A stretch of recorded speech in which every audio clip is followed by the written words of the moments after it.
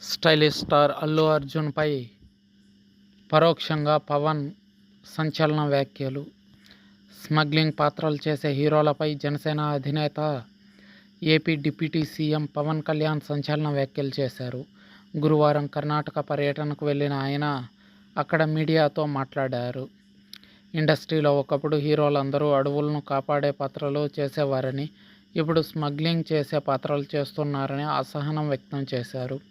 ఇలాంటి పాత్రలు చేయడం వల్ల సమాజానికి మంచి చేయడం పక్కన పెడితే చెడు ఎక్కువ చేసిన వారిలా మిగిలిపోతామని అభిప్రాయపడ్డారు. కాగా పుష్ప సినిమాలో మెగా హీరో అల్లు అర్జున్ ఎర్రచందనం స్మగ్లర్ పాత్రలో నటించిన విషయం తెలిసిందే.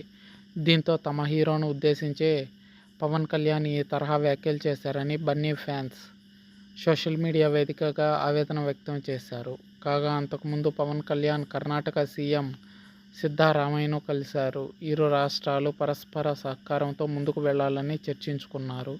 ఎర్రచందనం అక్రమ రవాణాను అరికట్టేందుకు ఏపీ ప్రభుత్వంతో కలిసి పనిచేయాలని సిద్ధరామయ్యను పవన్ కళ్యాణ్ ప్రత్యేకంగా కోరారు. అలాగే కర్ణాటక నుండి 6 కుంకి ఏనుగులను ఏపీకి ఇవ్వాలని ఆ రాష్ట్ర అటవీశాఖ మంత్రిని కోరారు.